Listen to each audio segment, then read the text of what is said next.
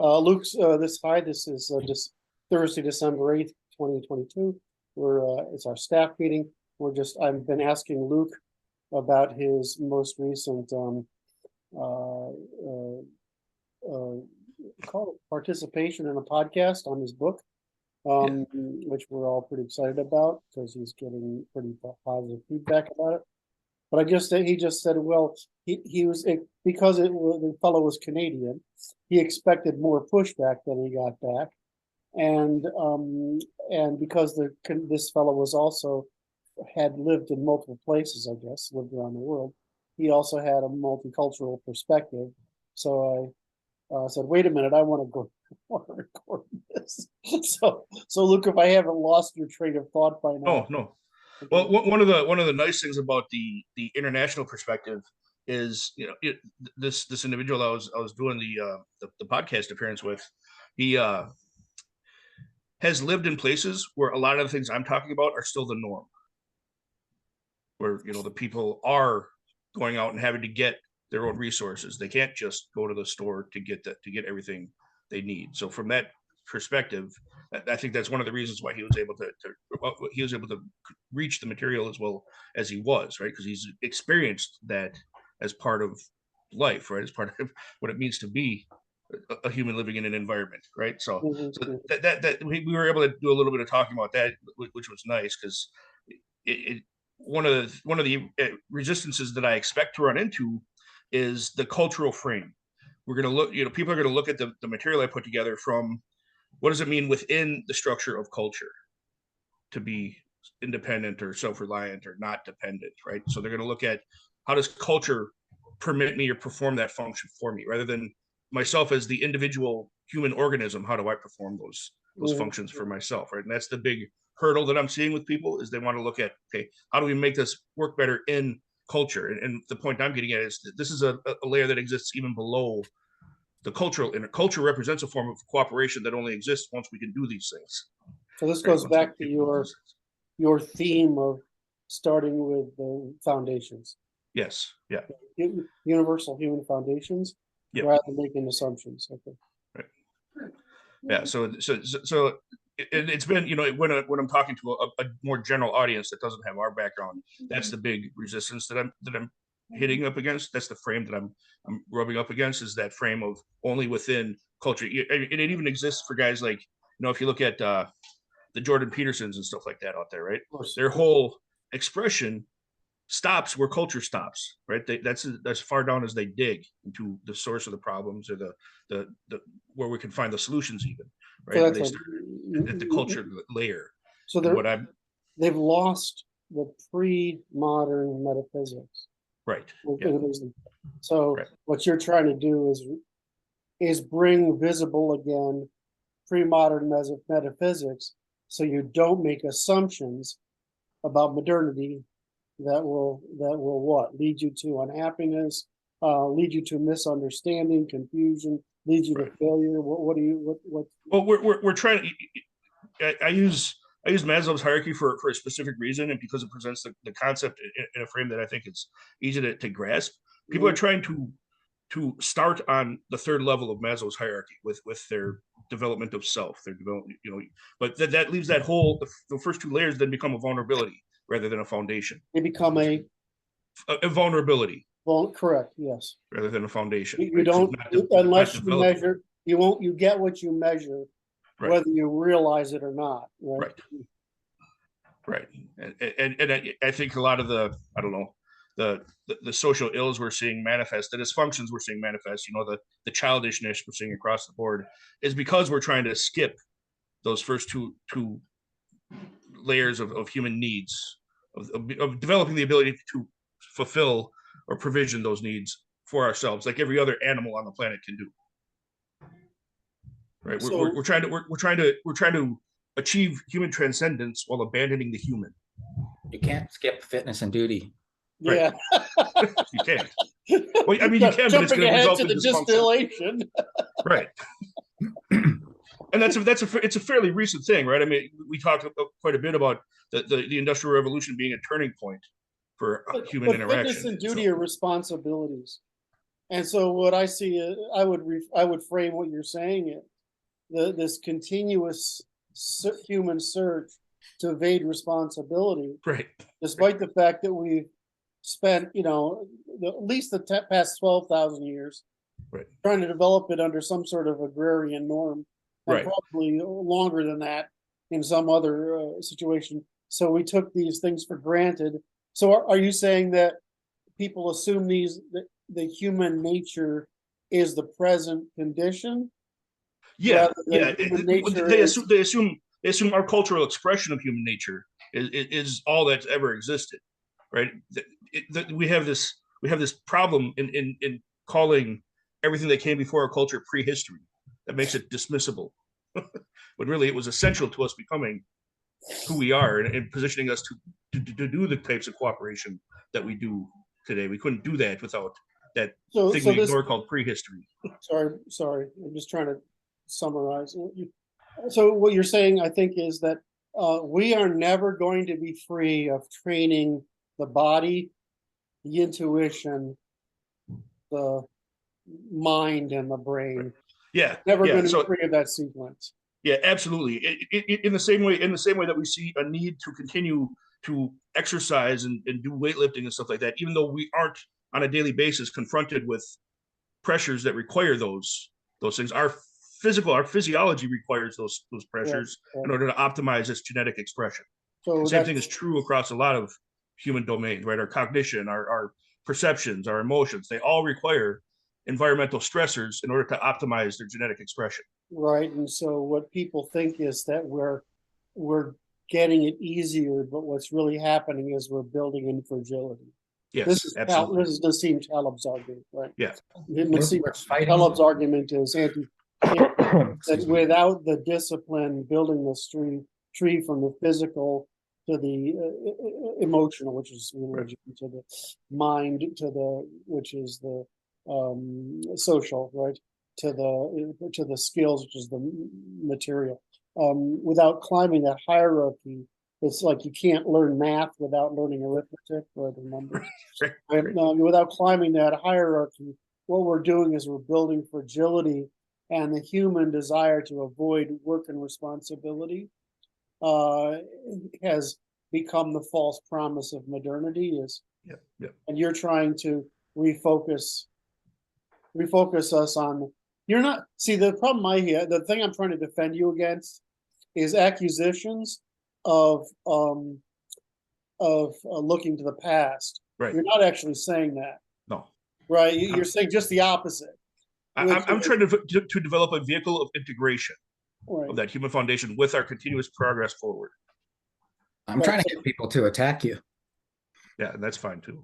You're just telling people that children don't build civilization, and you can't find nature and human nature to stay a child.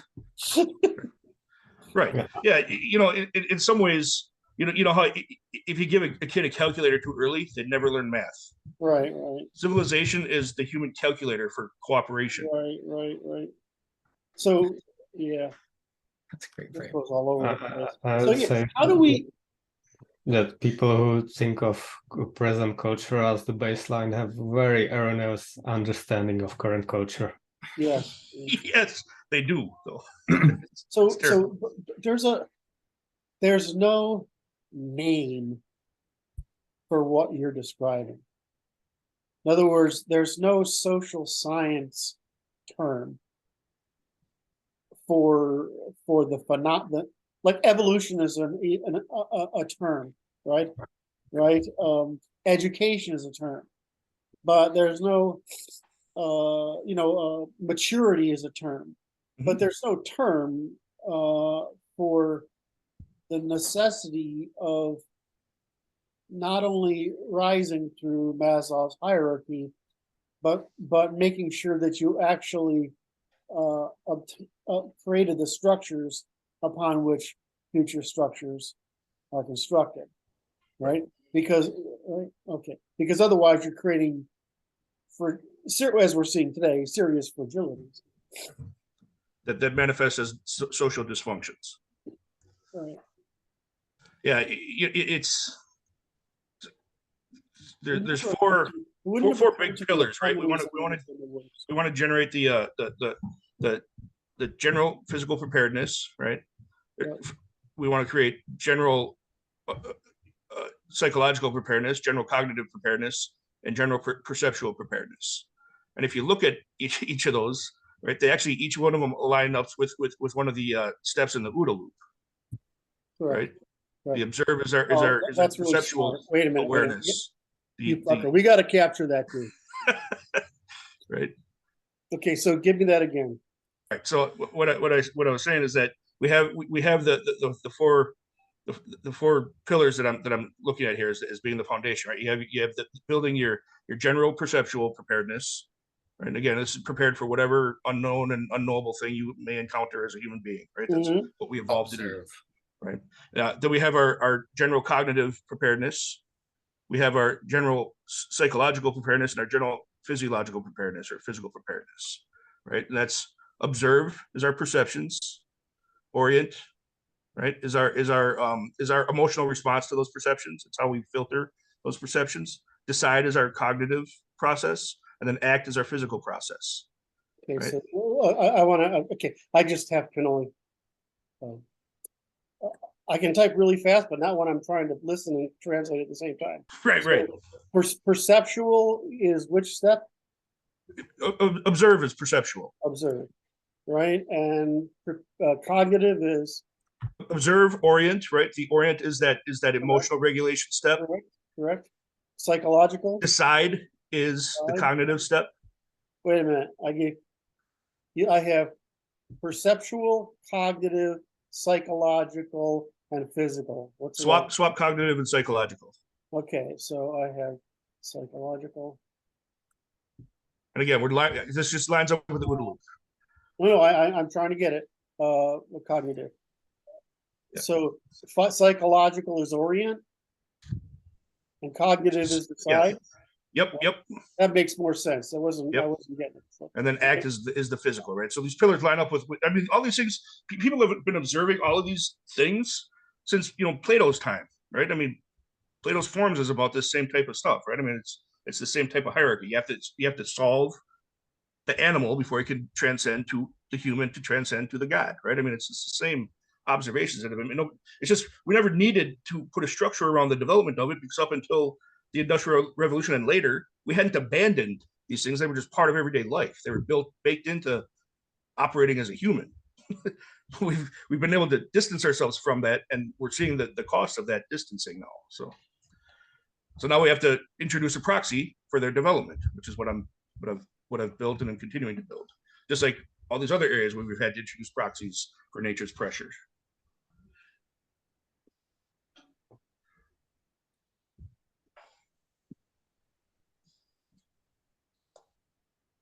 That's fucking beautiful. Anything we can use to tie the foundations of an evolutionary process, right, to the foundations of European strategy, to the education necessary to bring about the optimum of both, which that statement does so gloriously. That it's just precious thing to capture because it reduces so much to such parsimony. Okay, now I have to go back to find wherever you are again. There you are. No, that's not where you are. Where are you? There you guys. Okay, that was Joyce. Okay, so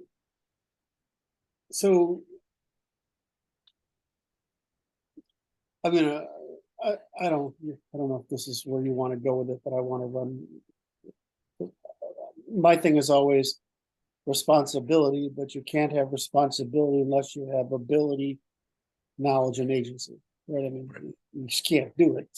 And so what you're saying is you can't be responsible, you can't be an adult, unless you have the foundations for your self-adaptation, which is what the OODA loop is the evolutionary means of, which is what epistemology is. Right? So the first thing you have to be responsible for, develop responsibility for, is yourself. Right. You can't be responsible to or for anyone else until you have that in place.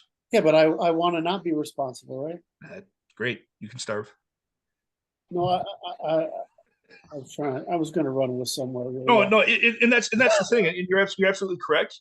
But that's why we see things like anxiety and depression. So it's never been easier in human history to get access to resources, and it's never been safer to be a human than it is today, right now. And we've never been more mentally sick than we are today. Yeah. Yeah, but that's alienation.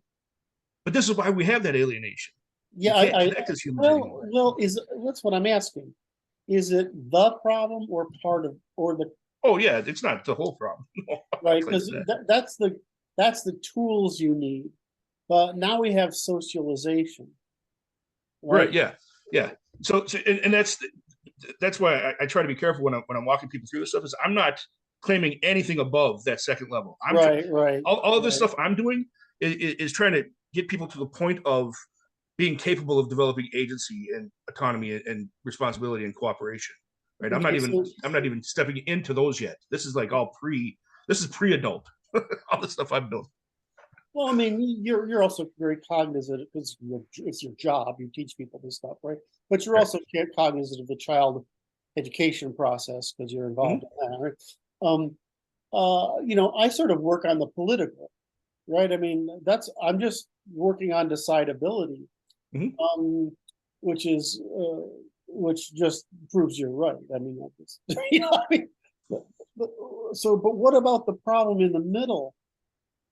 I mean, I've always felt like what people want from us is the problem in the middle. Like we're talking about essentially being engineers, right? You're talking about engineering the minimum human for success at continuous adaptive velocity in the day. Right? I mean, that's what you're talking about, right? How to be happy because you have the tools to adapt to circumstances, right? Yeah. Then there's the political other end of the spectrum, which I'm saying is here's how we reduce conflict and organize cooperation, right? And so these are bottom up and top down positions. But what's the thing in the middle that people keep asking us for and we don't provide? In other words, what's the sense-making vehicle? In other words, what are the institutions of cooperation we need to restore continuous compromise or negotiation and compromise, and the value of one another to each other? How do we do that? Well, where's that part of the solution? So that's my next step. I want to. So dysfunction is the big thing that I'm looking at right now. And my solution to dysfunction is to create functional humans. Right. That's step one. Step two is turning those functional humans into dangerous humans. And as soon as they're dangerous humans, then there's value in cooperating again. Yeah, I understand completely what you're saying, and I don't think anybody who doesn't know your work will. What's the matter, Brandon? We have dangerous humans that can discipline the ones that need it right now. There are veterans and our experienced people, and you just have to give them the license to put the people around them. Oh, I know what in order. Well, what Luke is saying is, unless you're dangerous, it's not a negotiation. Right? Oh yeah, it's not a negotiation. Yeah. Right. There's only danger if you have the opportunity to say no. They don't. Right. And so these people don't have the opportunity to say no. Okay, that's not. We should develop a term for that thing called. This is the second term we need.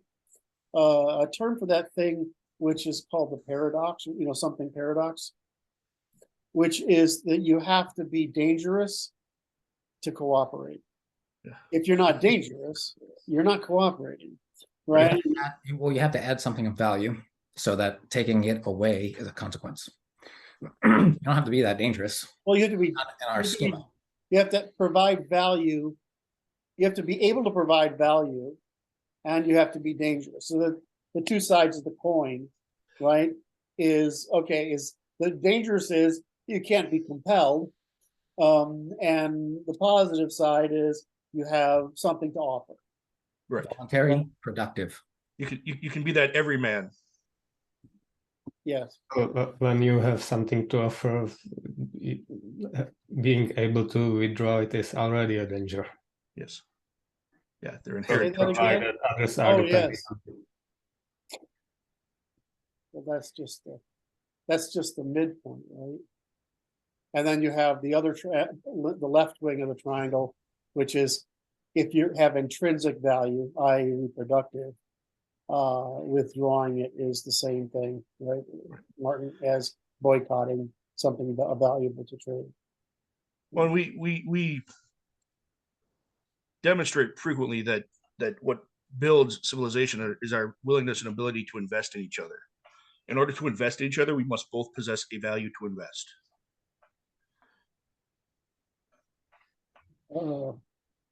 I guess I have to think that through. So in order to trade, we must have something we both want from each other. Right. And how or something that represents value to each of us, even if it's just the defense. Right. In order to trade, we must find reciprocal value. Right. Okay. That's what that tends to get overstated. Over time. Right. Right. It's not necessarily in time. Right. Right. It doesn't mean I need to have leather gloves and you to have chickens and we've got to swap them. It could mean that just I'm buying by cooperating, we're buying opportunities for future. More trust, more time. What? More trust, more time. More trust, more time. Yeah, and we're preserving the opportunity for cooperation. That itself is a value. Okay, so you're saying not only are we, okay, we're establishing,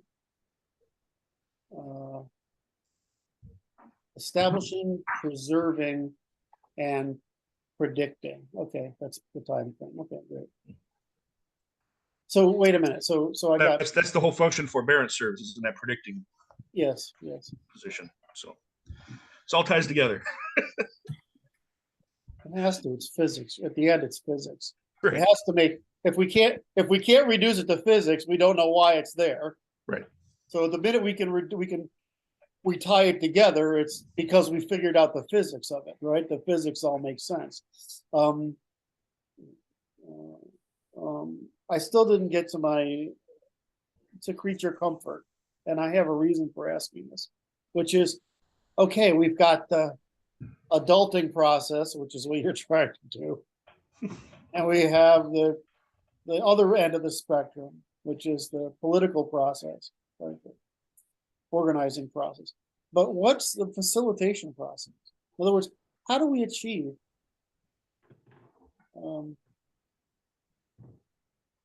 how do we restore some sort of interdependency with each other so that we have value to one another? You mean, huh? You mean officially? You mean by choice? Institutionally, yeah. I mean, you have to create. There has to be we don't consider markets organizations, but they are. Right? So, well, I do. Well, I mean, we meaning the vox populi. You mean they don't know? You don't know it's an organization.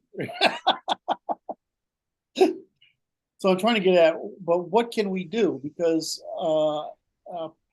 I see eternal education, which is really just related. I see all these institutions of local reciprocal care and responsibility. In other words, what we used to call the civil society, right? Mm-hmm. The non-governmental, the volunteer organization of society, and institutions of mutual care. And what I'm worried about is that we've created this illusion that the government can care for us, right? And it's not working.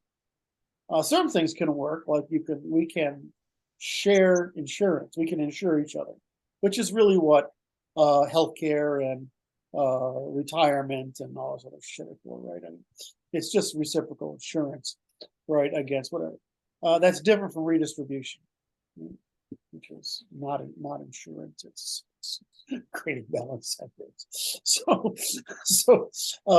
So my question is, what do we do in the middle here? What do we do to restore the habit of giving a shit about each other. So I make a distinction between the concepts reliance and dependence. And I think that's going to be a key to answering that question.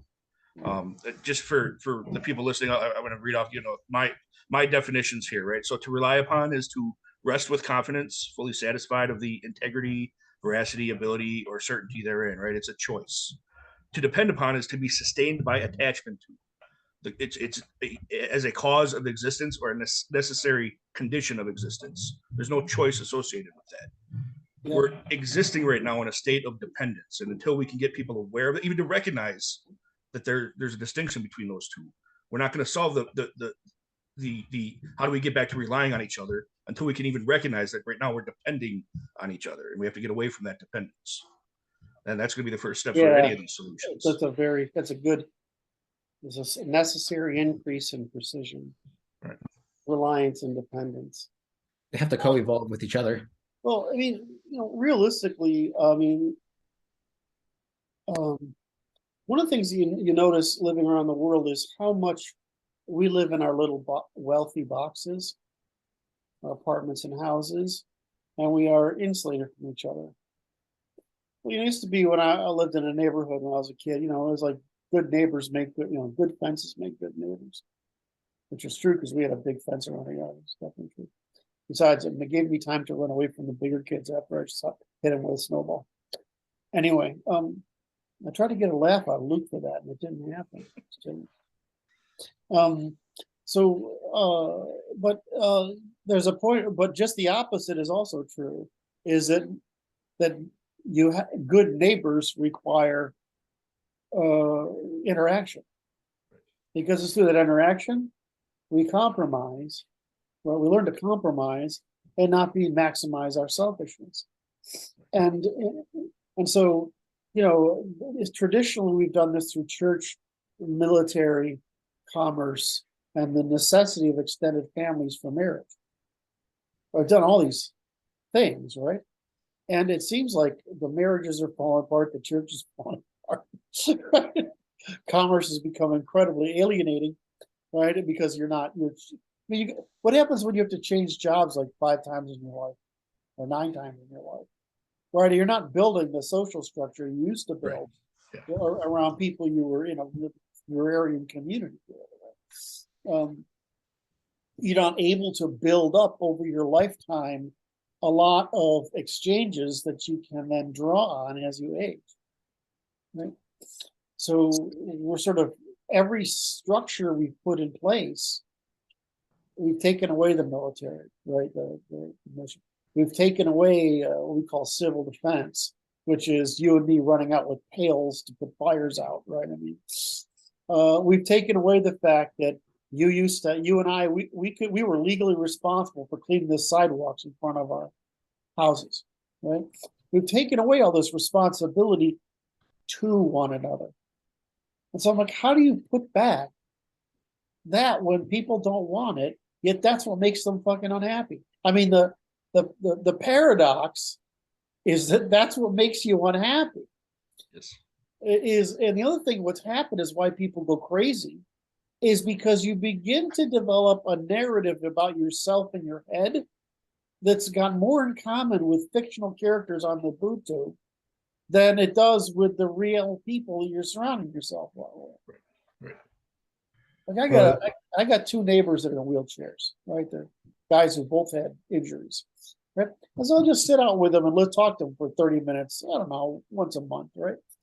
Right. And you learn how the other half lives, right? These are normal business guys, right? But they're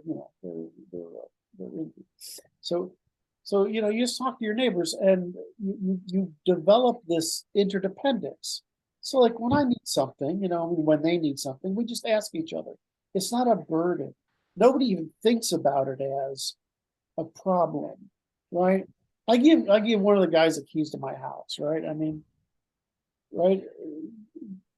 That's a sign of trust, right? He signs paperwork for me and stuff, like we exchange those kind of things, right? So, but you have all these relationships and they matter. In that little town I lived in, it mattered. Okay, when I lived in Kiev, I'll guarantee you, everybody on everybody on Sage-Dashnago knew who I was. I made damn sure of it. So how do you get that back? When I would suggest that those men allowed you to rely on them because you demonstrated you don't depend on them. You're not free riding. You're not coattailing. You're not stealing. Yeah, but why am I investing then? See, that's the thing. I'm investing in that for a common good that makes that for some reason, as the animal human I am, fulfills me what you would call spiritually, I would call intuitionistically.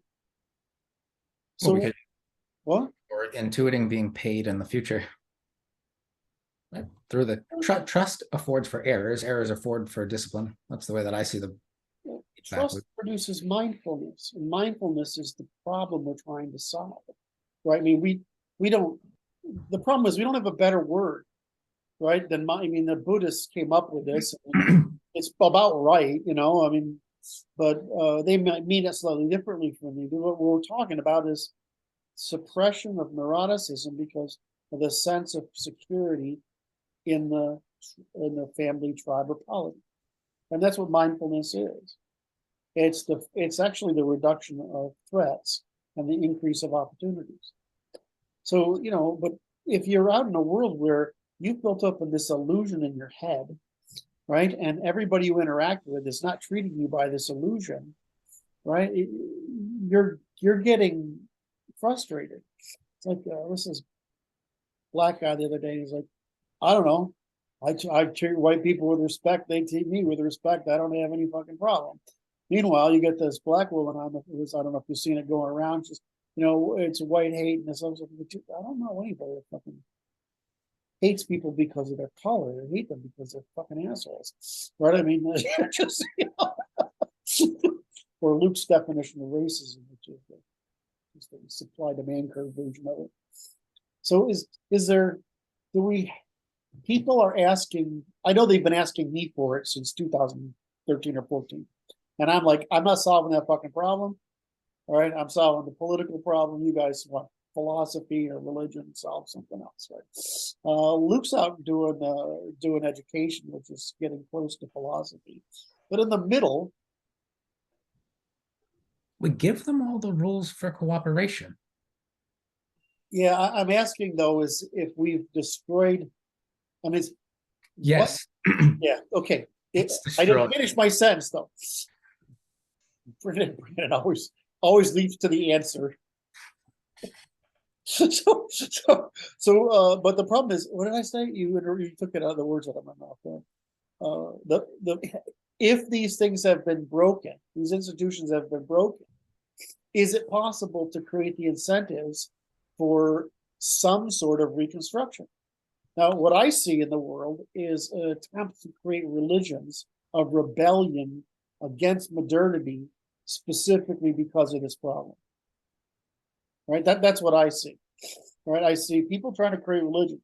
So, but they don't realize they're religions. Right? They're just things that make them feel good. Yeah. Sure.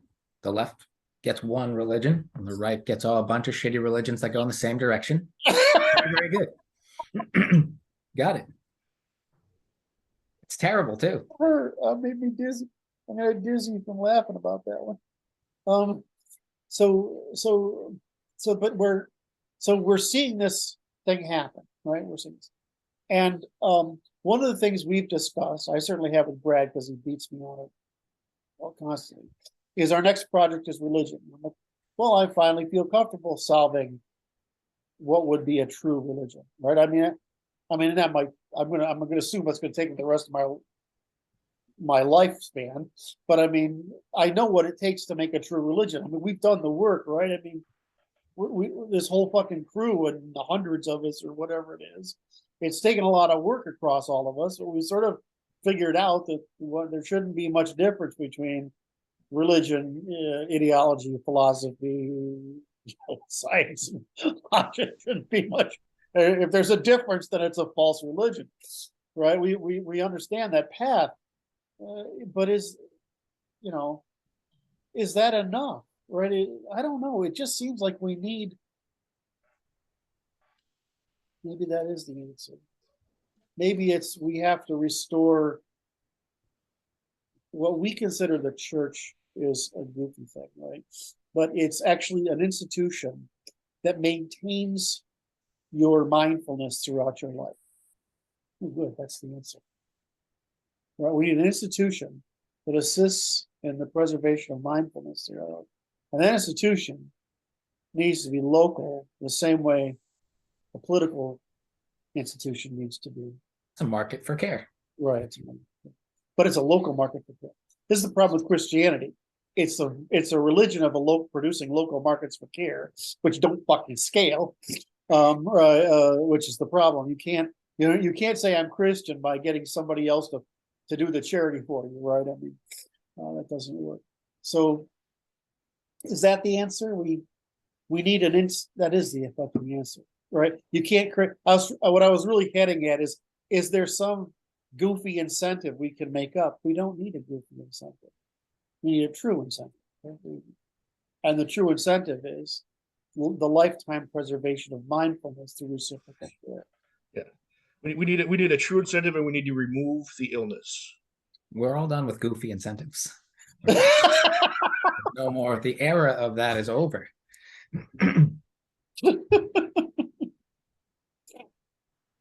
I'm waiting for Martin to say something because I feel like he's sitting back there and he's going to say something out, which is lower than Eli, but higher than what I would say. Well, He's going to say all of us.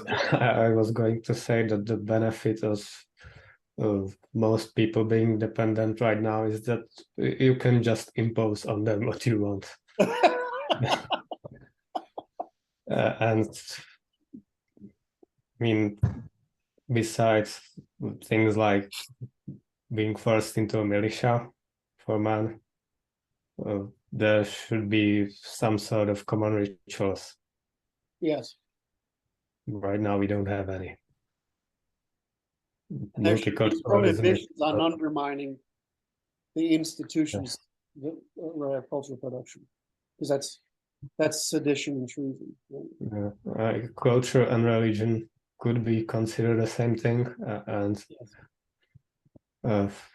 what you believe is your private matter, but engaging in rituals, whether you literally believe their contents, that's a public matter. Yeah, I mean, I'll go to fucking church on Christmas. Yes. I'm not real a fan of the church, but I'll do my duty for the public, right? Which is participate in the rituals. I used to say this to Christians, and they get pissed off. I'm like, dude, I'm loyal to you, right? In other words, and I'll support you, right? I'll advocate for you, but I can't believe what you believe. I can't, not possible. So, I mean, how you also don't require that belief to moderate your behavior. Right. I mean, I'm going act in accordance with already. Produce the same behavior. I'm just not going to excuse it. Excuse it. Listen to my own use of language. I'm just not going to justify it. Right. I'm going to justify it as well. It's just rational. It's just rational behavior. Virtual Christianity has made rational behavior available to the poor folk. And by bringing it down to the poor folk, we were able to preserve aristocratic civilization on top. So I think it worked out perfect. But don't ask me to believe their silly nonsense. I mean, I just can't do that. And they're like, well, it's not silly nonsense. You're insulting me. No, I'm just saying that I get there differently. To me, it's silly nonsense. Just like to you, it's ridiculous that I've had this habit. So, is that the only? Is that really? So I think Randa said it. What did you say? There's no. We're done with. What did you say? We're done with what motive? Goofy incentives. Goofy incentives.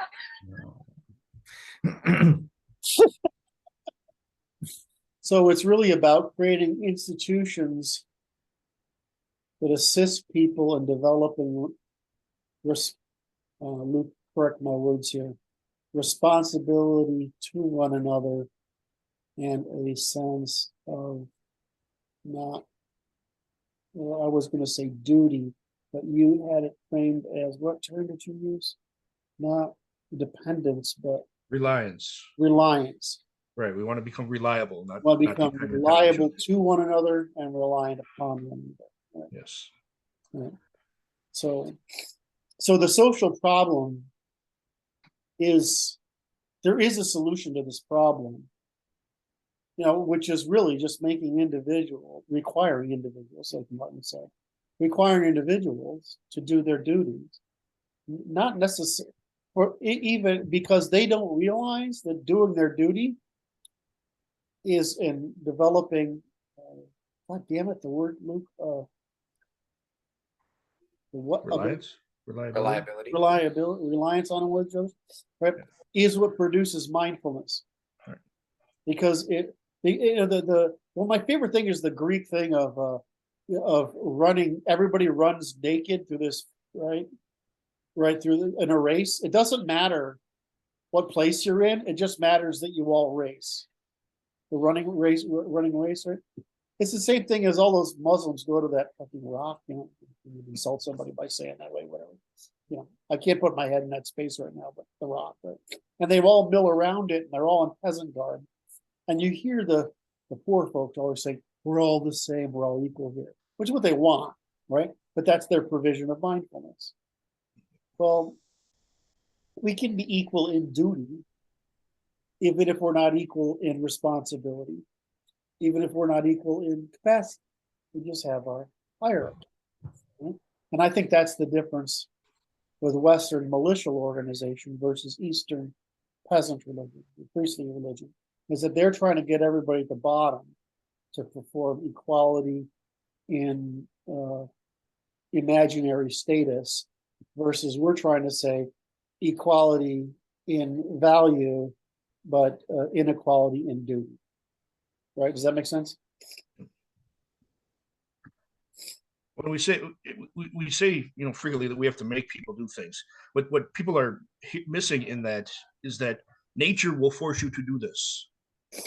Right? We've afforded you the opportunity to not do it, and then we require that you do it in order. Okay. To Yeah, keep that it's like distance from nature. It sounds like we're saying you got to pay this cost to this, rather than Right. you'd prefer to pay. You can pay this cost, or you can pay this cost. Right. This cost is way worse, so Right, let's pay this right. cost. Yeah, we're paying that. We're paying a much lower cost to each other. Yes. Than we would be paying directly to nature. Yes. We want to go back to that. We're telling you it's a choice. You Yes. get to choose. You get to choose this time. You can have the reality that's coming under the current trends, which is terrible, or you could choose otherwise. There's one way, and it's the other way. I'm a nerd, right? I'm not all into pro-social nonsense, right? But if you were told as a kid, I mean, if I had to go out and march in a band or in a parade, or go to church and do the rituals, they're socially confirming without being socially stressful. Does that make sense? They also prevent people from status signaling, right? Which is what causes the origin of most petty conflict.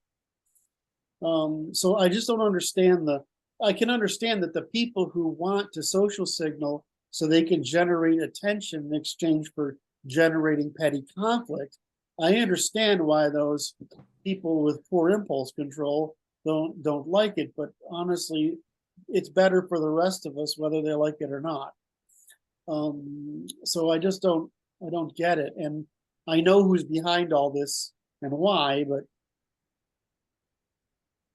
you pay your own cost for deviation from the norms. yes. Well, and the problem is people come back and say, well, that means norms are arbitrary. I'm like, not really. They can be arbitrary, but we can still compare and contrast them and weigh them as superior and inferior, which they don't, which people really just don't like. But it's true. Well, even if they were arbitrary, it's still preferable to have some norms, because then you have some basic expectations of behavior of others around you Yes, you can rely on. and therefore trust and cooperative velocity, and therefore wealth and innovation and all the other good shit that comes from it. Whereas if you instead go of there's very few norms, or my norms are purely familial and ignore the social, economic, and political, then of course I'm going to stay fucking poor forever. But I'm going to have absolute confidence that I'm doing the right thing. Just fucking being humans are absurd. It's really amazing how we can do anything right at all. Lots of goofy incentives. Man. It's like one of those things is like, it's like we say, well, in the end, there's just one science, right? There's one science and logic, right? There's one most parsimonious way of describing the universe, right? That's least ambiguous, most parsimonious, and most. Right? There's one way. Well, but that's great. But like, it's like it was Martin. You were the Anna Karenina guy for quite a while there. Remember you? You told me to stop mentioning you for that, but now it's stuck in my head, right? But the Anna Karenina. It's just that I mentioned it only twice, and now I'm the guy who talks about it all the time. Well, it's because you're so influential, Martin. Okay. So it's like the Anna Karenina problem, right? I mean, all happy families are the same, but all unhappy families are different. That's because there's a lot of things that have to go right to make a happy family, but a whole lot of things that can go wrong, any one of which makes an unhappy family. Well, it's the same thing here. It's an Anna Karenina problem of that. There's only one what we would call a set of laws of nature and one natural law, and any variation from that produces something negative. So, it's easier to disturb order than it is to maintain or create it. It's easier to disturb it, disrupt it. Children can disrupt order. Oh, I'm trying to tie that to responsibility. Oh, it's easier to be irresponsible than responsible. Mm-hmm. And irresponsibility generates attention because someone's got to police you. Yeah. A lot of times they don't. If you're lonely, being policed is better than not being interacted with. Okay, can I go? I need to jump out a window. It's just too depressing. Make sure it's really high, or else you'll wake up with a lot more attention than you want. I'm afraid of heights. It's like all the people in the world, like they all pick their ways, What is it with Indians and electrocuting themselves? I didn't know that was a thing. Oh no, that's a thing. Well, is it because their infrastructure is so poor? Well, I mean, they just climb up on top of a freaking car, a railroad car, and just grab the lights. Or, nobody buys electricity in the third world. They steal it all, right? So it's always custom wiring. And so every day there's 3 or 4 guys like smoking on some fucking intersection somewhere in the third world or the developing world, right? They're just, handing their smoking. And some of them make really nice fires because if you have enough body fat, right, you could basically be a candle. You could burn for quite a while. I was trying to get a laugh out of that one. I got some grins, but then in what is it with East Asians and jumping out of fucking buildings, or Russians and jumping out of buildings? Well, Apple got wise to it. They put nets. Yes. There's no escape. I don't. And then the other one is in India, laying with your head across a railroad track. Swift. Dude, you're deprived of all these different civilizational differences in suicide. Not anymore. I'm not. In Japan, it's hanging. That's like second, jumping out of building. It's kind of, America's just pull a trigger. Mhm. I've had to clean up a bunch of those. It's really gross. A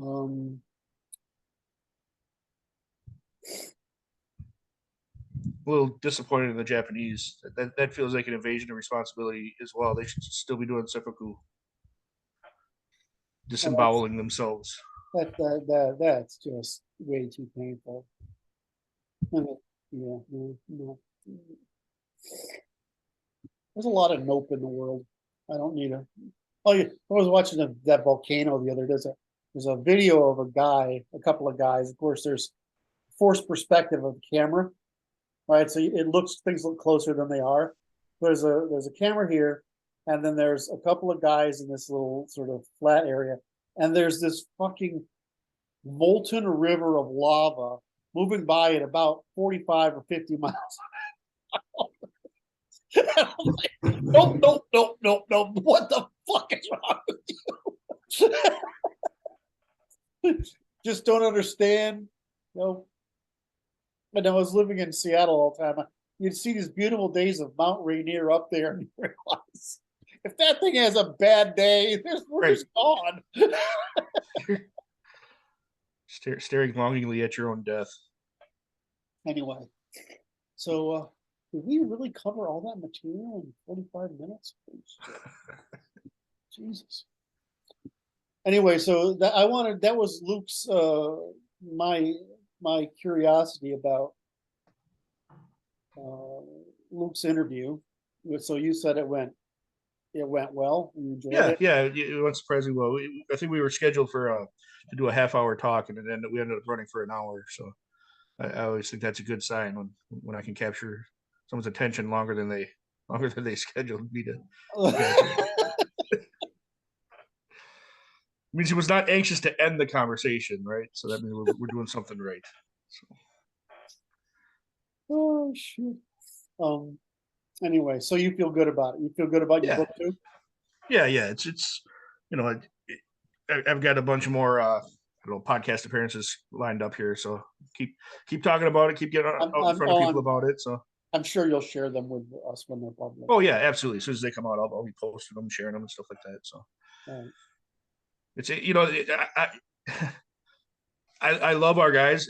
The stuff I put together, there's useful stuff in there for our guys, but it's really they're not the target audience for the stuff I put together. Of course, right? I mean, they have direct access to me, so I don't need to put a whole book together for them, right? They can just ask me questions if they want, and the rest of us, right? I mean, so they're familiar with a lot of this content, anyways. So that's what I'm liking about this process is it's giving me the opportunity to get out in front of the people that I think are going to get more out of the material that I put together in the way that I present it, right? I mean, it's definitely framed. We already attract guys who want responsibility, right. I mean, so it's like we're already our audiences.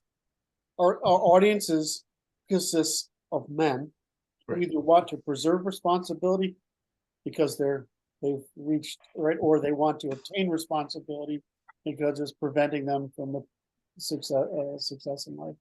Right. Yeah, for our guys, I could have just wrote an instruction manual instead of a book. Yeah. So has I haven't thought about it this way because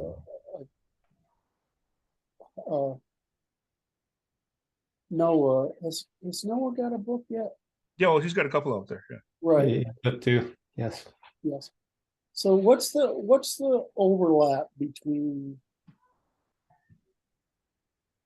Is he more in the family issue? What is his thing?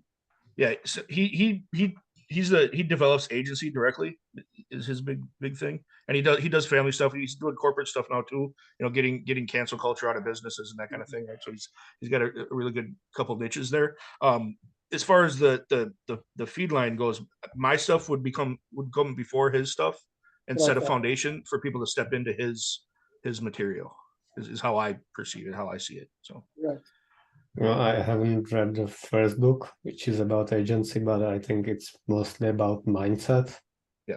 And how to force yourself into actually acting with low time preference and stuff. Right. Yep. Yeah, and then his Well, his really, next one was his why can't- manipulation. I realize he gets paid by the hour, right? So he probably can't do this with us. It'd be kind of interesting to have us have this discussion. I'm sure we could schedule something. You think so? He'd do that with us Yeah, on a he'd be- Thursday? Sure. Because I'd like to hear, I'd like to, this helps us with in other words, think of this cross marketing, right? It helps us create a universal brand that also helps everybody promote everybody to everybody else. So I think that's, in other words, that that growth curve from the foundations to politics is a spectrum that we're all seeking to cover. And I think there's value in that presentation. Interesting. So you think he would you ask him, Martin? Sure. Yeah. Okay. All right. So I've thank you, Luke, for spending almost an hour on that. That was fun. I didn't even get to make fun of you at all. He's got to have it. He's got a name tag on so he can remember who he is when he looks in the mirror. You see that? Yep. My good habits. Good habits. Yep. I asked him beforehand if it was because it said habit, right? It says habit. Yeah, it's just a brand. Habits. And I asked him if he was a good habit or a bad habit. And he said, what did you say? It's user's discretion. User's discretion. All right. Okay. So I've demonstrably been both. Okay. So current events. What do we got from current events that's interesting? Come on, don't make me throw them all out. It's not fair. I just end up talking the whole fucking meeting. So, nothing. Well, do you have a direction? Huh? Do you have a direction for where you want to go with these events? Because there's a lot of events. I don't care. Just bring them up. I got two things I want to bring up, and I'll bring them up. We Most treated are in the direction of disorder. What? Most of those events are in the direction of disorder. Disorder. Yes. we traded a WNBA star for a war criminal. That was weird.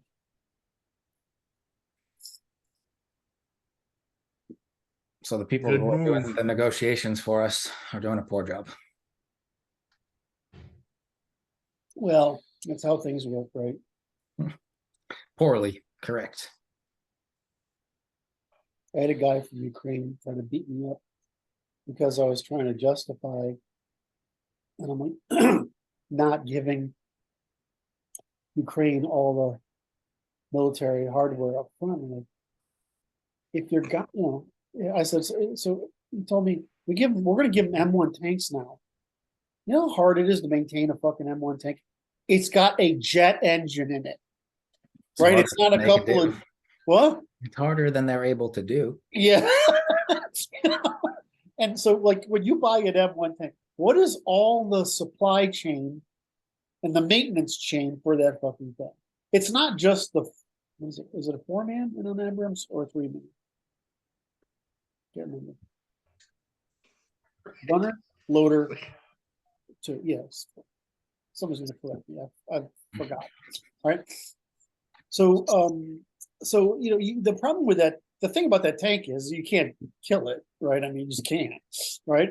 The second thing about it is though, it's a high technology piece of equipment with a long supply and maintenance chain, right? You just can't go to Fred's garage and start. I mean, you take a BMP2 over to the fucking friend's garage. It's a chunk of metal with a diesel engine in the fucking thing, right? I mean, right? I mean. But if you take an Abrams, it's like it's like a rock. It's like a rocket science problem. Well, how long do we train? Does it take to train a single man for a single position in that tank? Well, 22 weeks. Right, that's half a year. Right, you can't just ship over this stuff because the tanks will be left in the fucking field broken down. After about 4 weeks. right? What are they gonna do? What's gonna happen? Besides the fact that, you know, the Don't way they call that job security here?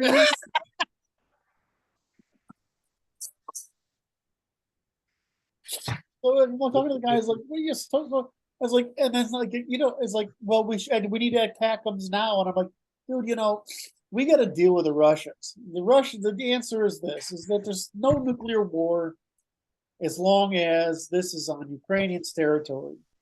But you know, if we make this into Russian territory, then we're attacking Russia. That's how they see it, right? Well, you know, then it goes to nuclear weapons, right? That's the nuclear weapons trigger. Right? And I'm like, the guy's like, we got to have us like, dude, you know, there's a difference between you paying this painful cost for time and eventually winning, which they may or may not happen, and them using turning Ukraine to glass, in which you absolutely positively lose quickly. So you know, you could say that you're speaking emotionally, but you're not thinking strategically, and it goes back to what one of you guys just said a minute ago, which is Brandon just said a minute ago with these stupid fucking trades, right, of prisoners, right? I mean, they don't seem sensible, but they're the best you can do. They're not good intrinsically or fair intrinsically. They're just what can be done. And I sometimes don't even know if they're proportional. well, that's what I mean. Nobody's saying well, that's what fair means, right? Proportional, Yeah, reciprocal. to me, it does. Reciprocal is a fact. Fairness is proportionality, right? And in a war, I'm not sure we owe proportionality under these conditions. I mean, we elevated war to something that was above conflict, but the war of all against all isn't. That's correct. And I'm not sure we owe proportionality to our enemies currently. We're just identifying them poorly. Well, we're trying to maintain, right? Poorly. Morally, yes. the high position globally, right? Mhm. Which despite the fact that it doesn't, if you're in the Chinese, Russian, or Islamic universes, that We've already doesn't lost it. what? We already lost it with them. And But you can make the the case question that is whether we ever had it. right. Well, not since I've been born. And in those cases, no, because those are still imperial ambitions rather than federal ambitions.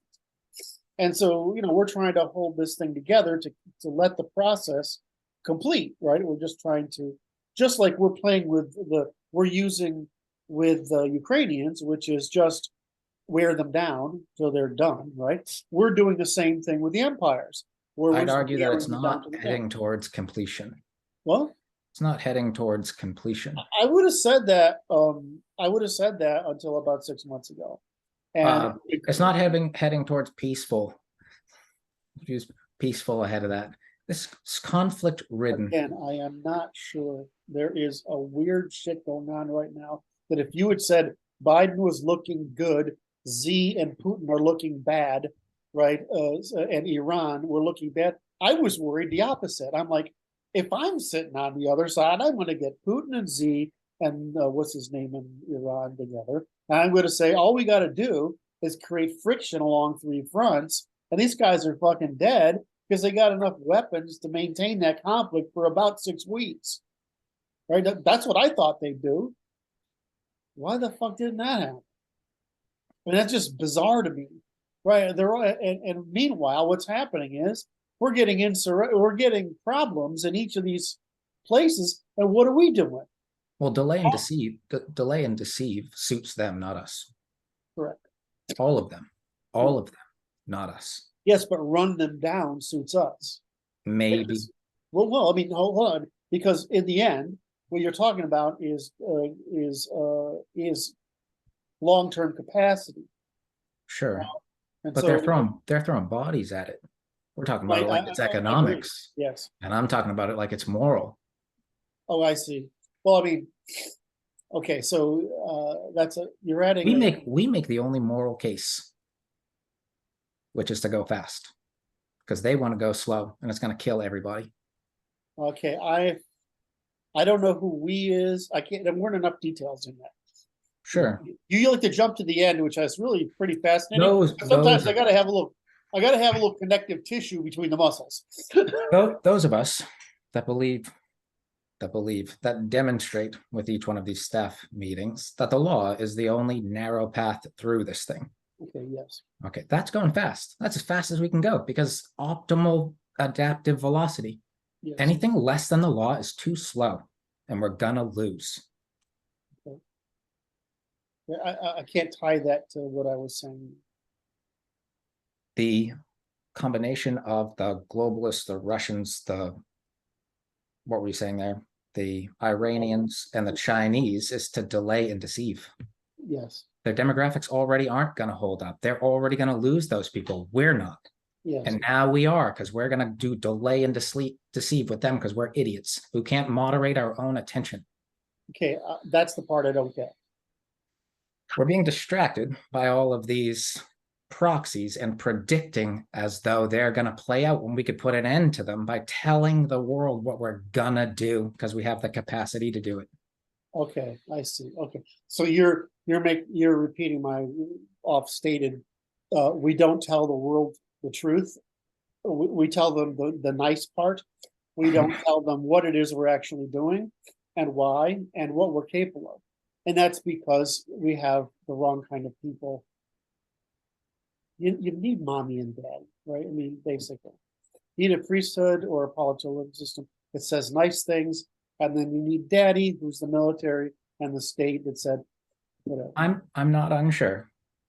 I always argue that we're going to get nature's constraints on this. It's going to be a terrible reality that pushes the next set of people to emerge, right? The transcendence is going to come through chaos. I'm not sure if that chaos isn't better than the human nature of the people who would prefer to delay and deceive. And I think that I can only make the case to people who are consciously set up, moral, as we are, because it's not going to be worse for the people who have always delayed and deceived. They have deceived. They have always been up against nature. I'm still assuming I understand, but I'm not sure I do. So as painful as it is, It's okay. Try again. So what you're saying is that it's not a binary; it's a trinary operation. I was saying that we're trying to wait out. We're trying to do the least costly means of letting the empires exhaust themselves until the federations come into being, right? And the problem is this waiting out is taking a very long time, right?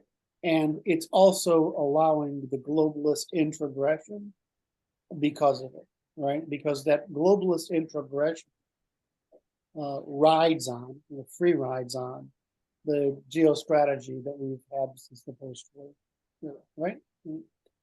And so what you're saying is we should be more open and accelerate. Is that what I hear you saying? I don't think there's another option. I mean, accelerationists would have said there was not another option for the whole time, but we. Okay, so this is the thing is, I just can't understand how I said, I can understand why you would say that would be the moral thing to do, right? I can't understand why you would say that would be the least risk thing to do. Well, least risk to whom over what time frame? I mean, so you're back to a moral question, right? Okay. Well, it is. There's only a certain set of people.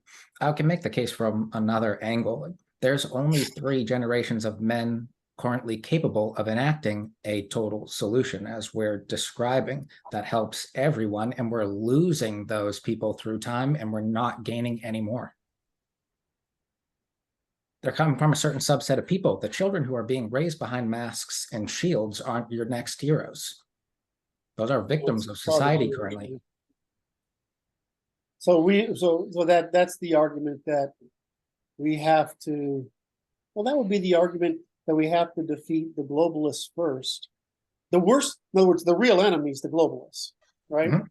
The globalist post-modern world, right? The Jewish globalist post-modern world that are here. That's the biggest threat, because in the independent of that threat, we win whether we accelerate or not. On the other hand, if we accelerate, we solve both of these problems at once. And we do, We probably save more people doing it. As long as we're tactical. Yes. Yeah, okay. And also always, I'm sorry, just to be, I know you're always very logical about it. I just had to get my head around it. I appreciate being clarified because I'm unsure other people like want to. And I'm happy to clarify. All right. So, okay, so I would agree with that. That's actually a really smart, that's a great trade-off to present. Right, but so I think the easy strategy for our people would be to let this play out, right? Because and the then, enemy is accelerating for us. We do not need to get in their way. Unless right, you have some sort of tactical advantage that I don't understand, which is possible in like small local pockets. I'm not against it. It's just it's not grand strategy worth, it's not worth it in the grand strategy. Can someone explain something to me then along these lines? I don't want to divert because it's such a good conversation. No, it's all right. It brings up a really, I don't understand why the left has confidence. Do they have confidence? Is it a terrible minority of left? Is it why do they have the same reason children have confidence? They don't live in a world that threatens them. Is it because in their mind to demonize the right is they have to trivialize them? And so that's how they really view, they end up really viewing them? I don't understand it because there's no question at all. They have to outgroup them for sure.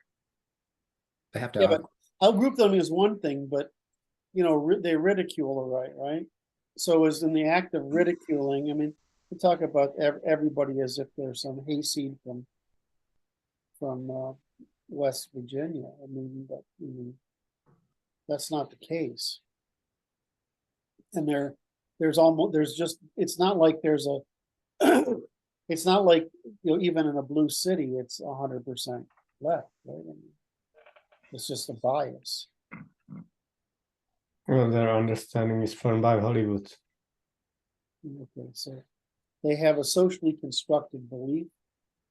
They don't have, right? Is that what you're saying? The right won't defend itself, and the right won't defend each other. So it's perfectly rational for them to belittle the right and dismiss the right and take the right for granted. Most of the people on the right are still using all the left's infrastructure. They won't separate themselves from that. They're watching all the left's movies. They won't stop doing that. They're watching all the left's sports. They won't stop doing that.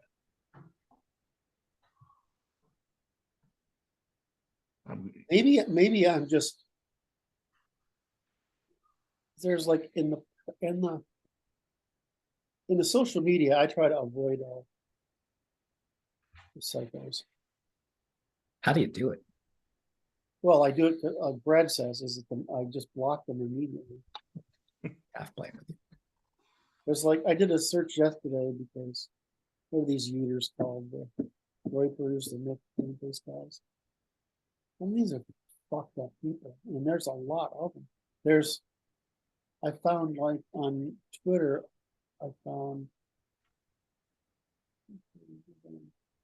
it's thousands or 5,000 or 6,000 of them.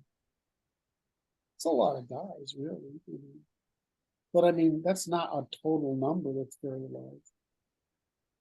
And that group of people fucking destroys every conversation they touch. And so I try to avoid that kind of person. They've certainly been damaging to me, to us.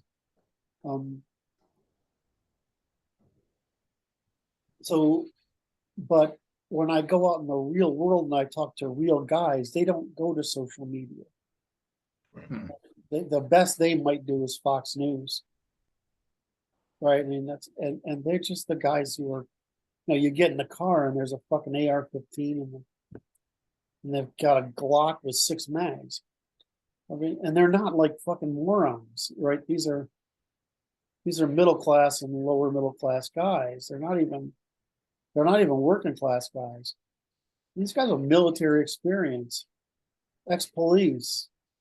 Those people avoid the competent, capable people avoid social media, especially if they have violent capacity, because anything they said previously. Well, they also do things that matter. correct? right? And so. So they don't need to virtue signal. We're always getting our data from a dysfunctional set of people because that's who's being studied. The dysfunctional, because why are people like this? So we get misfits roughly online. I mean, it's not an insult. I'm among them. I'm just letting people know it's filtered already because a lot of people aren't here. Plenty of people aren't here. That's why I call it scum culture. It looks a lot bigger than it is. Well, but that's what I mean is that, isn't that so I can testify to the right because I understand its constitution. My understanding of the left is mostly intellectual. I mean, I don't really know these. I mean, I know like artists, right? But I don't know these dysfunctionals. I have had no contact with them at any point in my life. I mean, it's like the thing that happened in Seattle, right? That area, right? That's like hippie, gay, lesbianville, right? It's also quite cool. And you know, that's the place you go for a tattoo or the smoke shop, or because there's a bunch of restaurants around. And you know, one of my favorite places there is a costume shop. They have like this enormous place for Halloween costumes and shit. There's all, you know, I'm sure, also stripper supply, etc. You know, they have the whole fucking. So I mean, there's just reasons to go over there. But I don't have any. But those people might as well be aliens from my exposure. So I can't really get in the mind. I can understand why they're frustrated materially, but I can't really get in that person's mind the way I've spent time getting into the right's obscenely crazy mind, right? I mean, they're all fucking nuts as far as I can tell. So, and this is coming from somebody who questions whether he's nuts. So, let's try to get a laugh out of you. No question. You can stop asking anytime. So, fuck, I lost my train. You guys threw me off there. You can't get into the mind of the people who are down On the left, so it's Halloween hard to sort of rock. But why do they live? Is it like female bravado? Right, that they say what is socially true for the ridiculous for the purpose of therapy. I mean, because even the guys I know, I would just like wipe out. I mean, I could take 10 guys and wipe out the whole area that rebelled in Seattle in like 30 minutes, right? If it would be over. Nobody is. Children push boundaries until they run up against them. Yeah, but I'm asking, I agree with the behavior. I'm asking whether they really believe the stupid shit they'd say, like, oh, well, the right would lose, whatever. Everybody who studied this at all, like, or it's going to win in a fucking afternoon. If they don't win an afternoon and it lasts longer, it's going to be really bad. Right? I mean, every analyst says the same thing. So why do our, and that's even like if it's just guys from our generations. Right? That's all. I don't get, so I don't, what I'm asking is where do they get this delusion from? You should always assume that they're just signaling and not modeling. Okay. Well, that's irrational. Because they'll look for an excuse to believe anything. Okay. I mean, they're also not being stopped.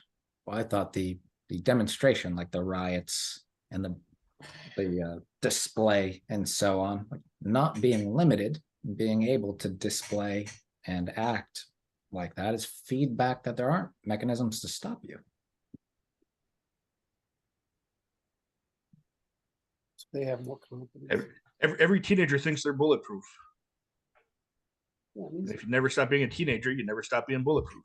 yeah, photographs tell everything. Look at the photographs of Antifa and BLM.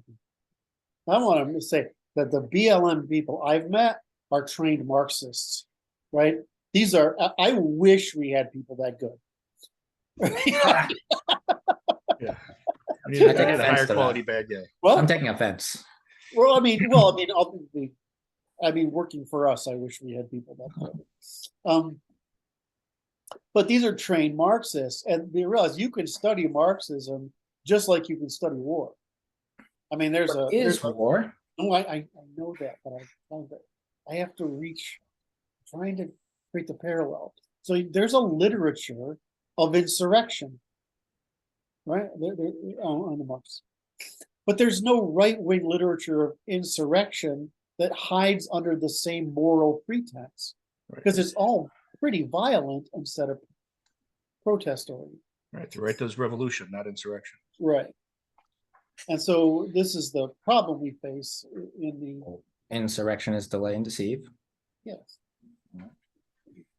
Revolution is just straightforward. More straightforward, right? And it's so the problem I face, and Brandon and I don't, you guys were probably involved in this because it's mostly Brandon and my squad, is that we were betting that we could convince the right that the following the path of the founders was a way to create a moral message, right? That could compete with the left's moral message without simply saying we're going to blow shit up and figure it out later, right? I mean, but we just don't want to hear it. They want.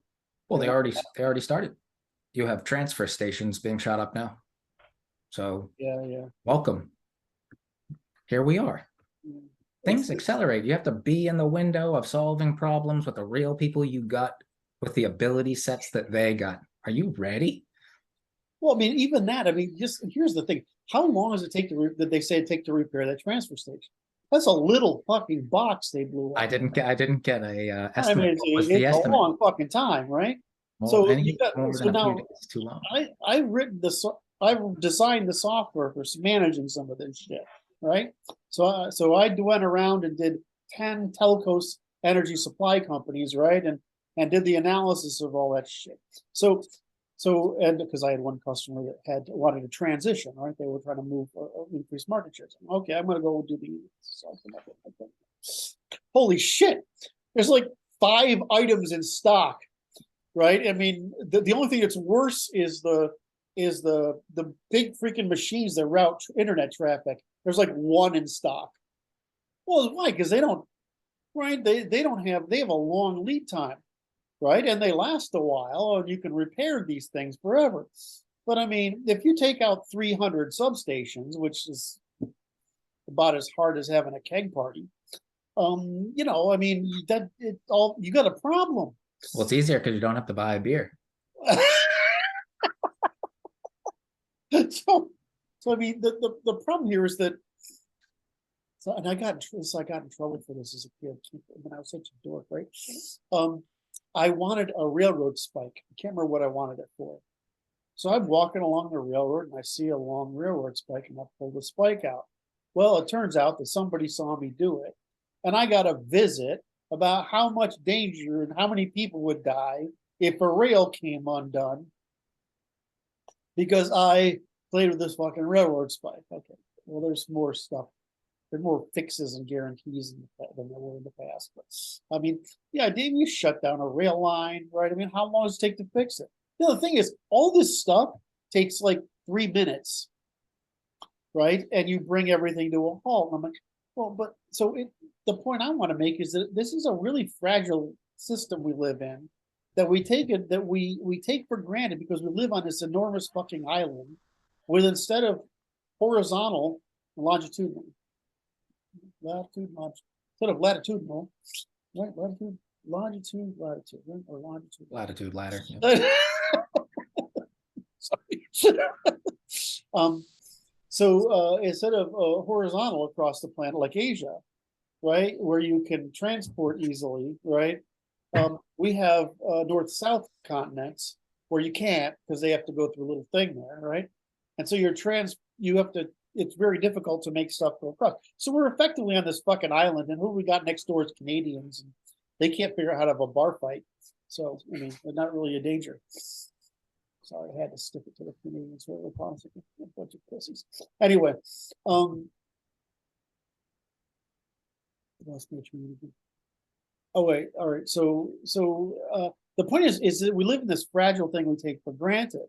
So while we have this extraordinarily defensible continent, we have a very easily conquerable domestic order, or a very fragile domestic order, that counts largely on the fact that we have so many redundancies. that, but we're not as redundant as we used to be. We've offshored a lot of our technology that's just coming back. So my point is that I don't really understand why anybody's, I understand why Homeland Security understands the risk. I understand why the FBI understands the risk. I understand why the Office of the President understands the risk. What I don't understand is why our population doesn't understand the risk. I don't understand why all those agencies are trying to make it worse. Well, because they saw it coming, right? So what we see is oppression, they see preparation. You know what I'm saying? This happened I don't know what, I think it was right away in the Obama administration. I remember when it happened. And then we saw the buying up of ammunition and the arming of the federal. So this whole thing, and that's when we saw the map inside of ADL of the minoritization of white people, right? This was all happening. Huh? I think that was SPLC. SPLC, right? Thank you. So we've seen these organizations work together. They view it as success, as preparing for their victory, and we see it as them getting worse. Does that make sense? Them getting increasingly worse. But I mean, there's a relationship between the two that are causing a deterministic future conflict. So I just don't. So to me, it's really easy that there's a legal way of doing what we want to accomplish because it's in the Declaration, the Constitution. They've tried to outlaw it with the communists, whatever, but fundamentally, we have a vehicle for addressing this issue by proposing a solution rather than proposing a cure of killing the enemy or fighting a war without presenting a solution.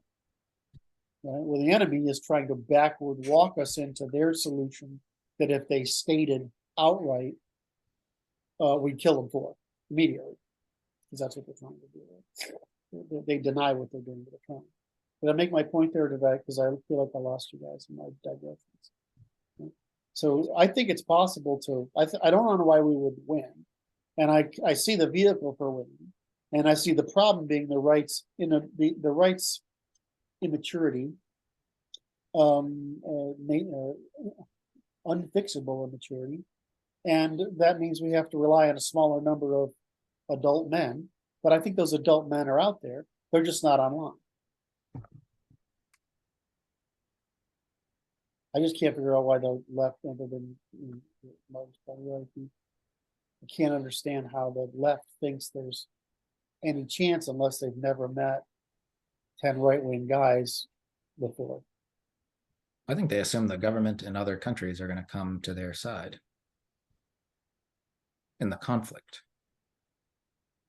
They're also not doing cooperation. All they're doing is compliance. So they see every single person in the military is going to comply. Every single person in law enforcement is going to comply, because that's their entire frame, is a frame of compliance, not a frame of cooperation. So they see all of these infrastructures are going to comply. They see the odds stacked against us. Yeah. And they also aren't really thinking. Yes. Right. Yeah. They also believe they can eat websites. They think food comes, from magic places. As long as they're building their websites and their movies and stuff, they're going to be just fine because they'll keep producing value. Who's that? Hi. Who's that? Is that your sister? That's Mom. No, Mom, tell her we want to say hi. Me? We want to say hi. Hi. We want to say hi. No. So will you translate? Will you translate? Okay. No. We.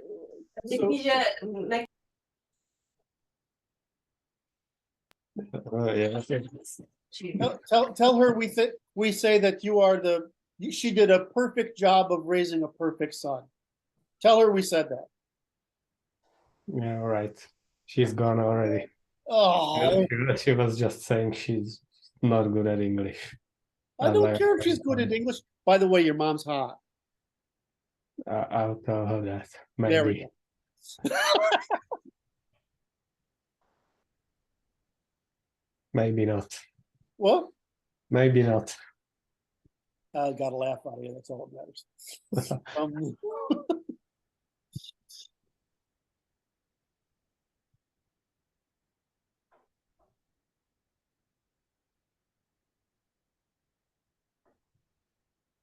Okay, so I think we got that one, right? We got that one. All right, okay. Anybody else got any current events that have been very interesting? The Twitter releases are being kind of interesting. There's the amnesty. Right. Yeah, I don't know amnesty. What are you talking about? Martin's not back on Twitter yet. It's because they started with people with 10,000 followers or more. It's not really an amnesty then, right? It's a gatekeeper. Well, I think it's just they're trying to control the volume. Right. I think they're trying to control the right volume. And since there's probably some they probably have to somewhat manually vet the reason for people's whatever. But in the end, you know, if what is his name? Is it who got back on the other day with a new account? Bronze Age pervert. Yeah, that was it. Maybe that's the time for you to try. Because I would really like it if you were there. I'd have more cannons that we have more artillery to deploy in necessary circumstances. Besides, it helps me promote you. All right. Yeah, I think it's interesting. I think my favorite part is he fired, you know, 3/4 of the fucking people and more is getting done. Which is that is just such a perfect essay on leftism. Well, the recent I don't know, that thing with the FBI lawyer that was still employed at Twitter, it demonstrates the kind of vulnerabilities that exist in a corporate space for that kind of, you know, ideological convergence, and how it doesn't take a whole lot of people doing it. Just, you know, a couple of people in the right position can really undermine the efforts of trying to keep an organization away from censorship and undermining and all that kind of stuff. So you really have to be proactive about it.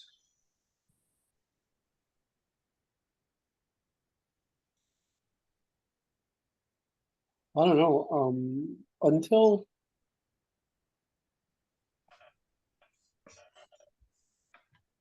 the conversation is better and it's not more slangy. In other words, I don't know what's going on, if they're filtering the slang shit out or whatever. I don't know what they've left in and taken out, but the discourse is more diverse again. I have noticed that I can't find news as often as I want. And so that kind of bothers me. I want to have news trend just like popular topics trend.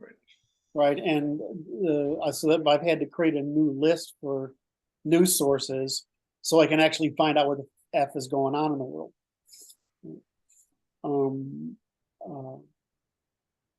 I think a lot of the news organizations right now are a little scared of Twitter as well. The advertisers are coming back. You can see it back in me.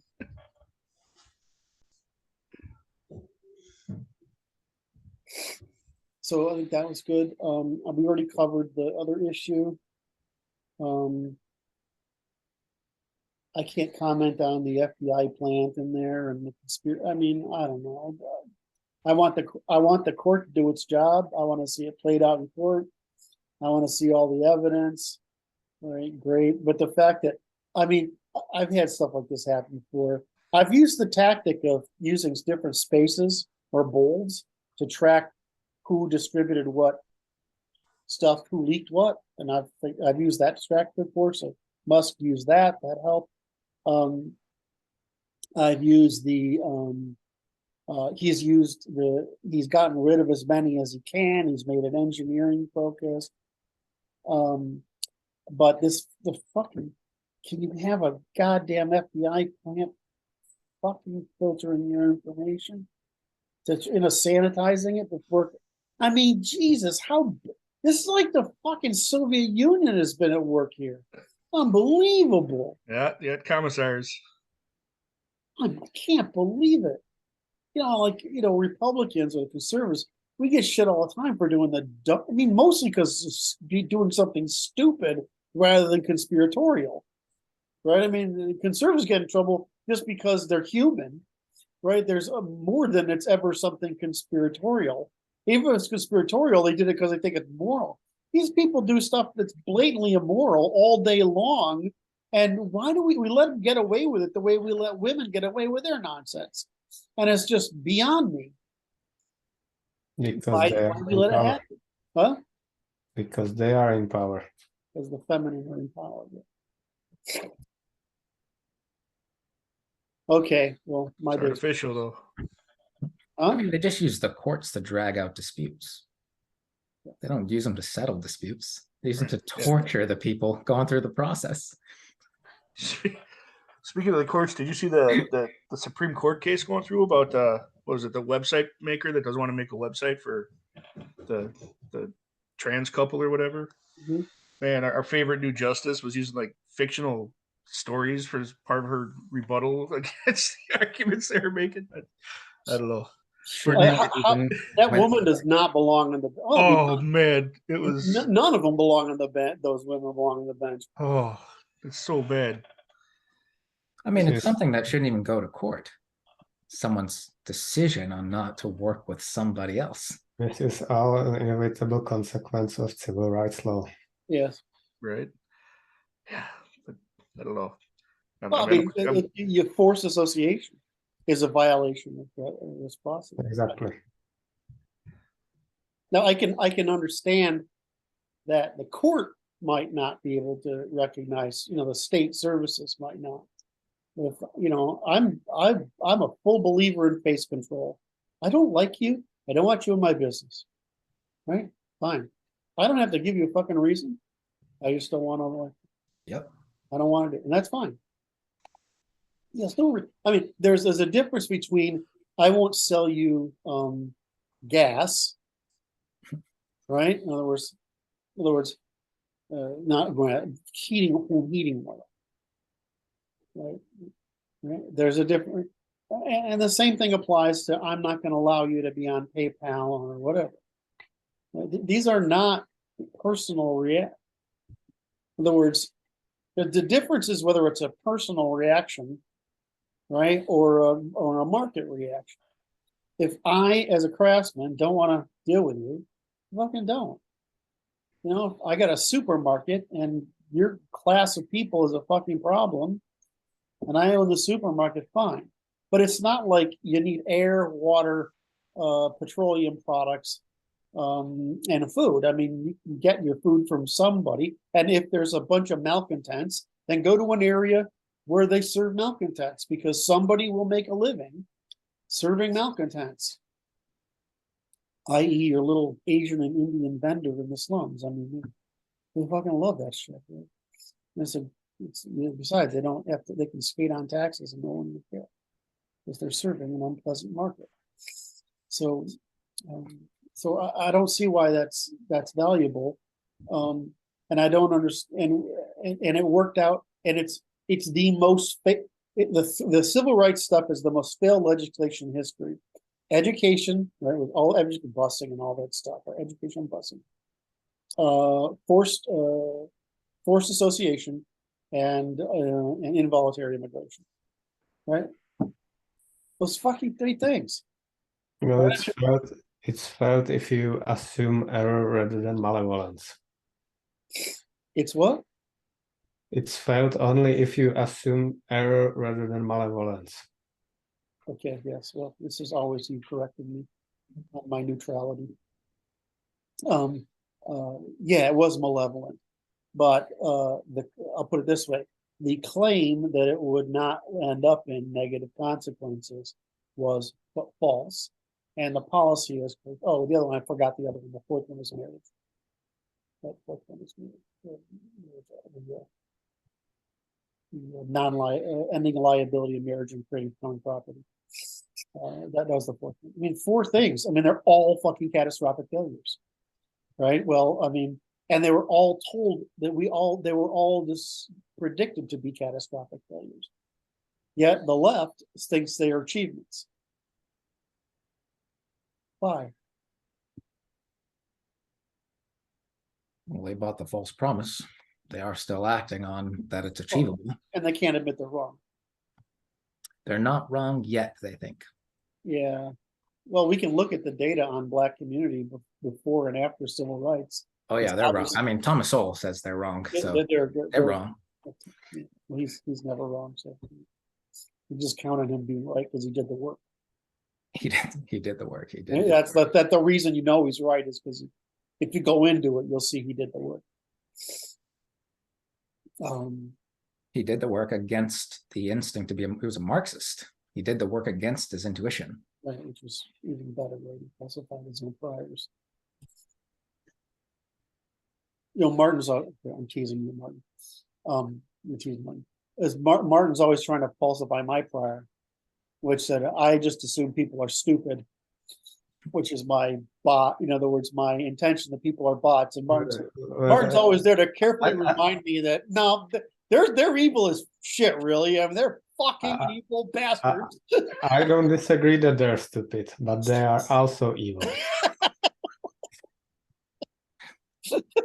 Dangerous animals covers the frame. They're not dangerous humans, they're dangerous animals.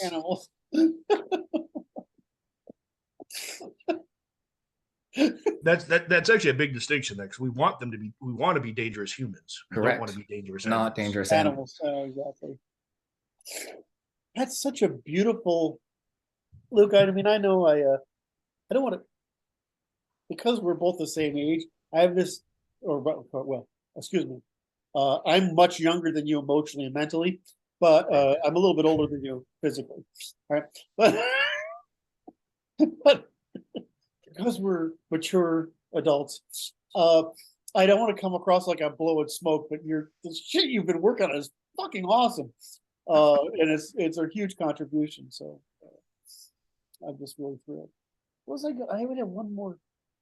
I had one more thing that was bothering me in a current event. I can just feel it on the tip of my tongue. Can't quite get to it. I should have written it down. It's going. I think the Jewish counter revolt against the restoration of the discussion of Jewish behavior is interesting. I'm trying very hard to recover. Current. I don't know what the world is going to. I can't see that future. I have a hard time seeing how that's going to be suppressed. And so that was I remember what it was. So is any comment on that before I go to the PayPal, etc. No, nothing on that. Okay, so the question I wanted to ask is that, so why is it that organizations conspire against you for political opinion?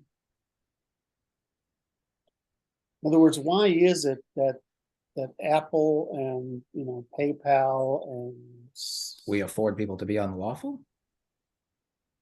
Why is it? Well, I mean, let's flip it around. Like, sure. Would we have been right to suppress communism? Well, yes. Yes, but communism is unlawful. Okay. In its expression. Right? Okay. So they're suppressing lawful expression. Is conservative. Oh, I see. So the difference is. It's a really simple problem.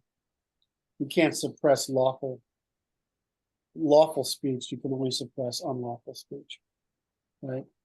And we don't even really suppress it, because how do you catch it before it comes out? We punish it after it comes out.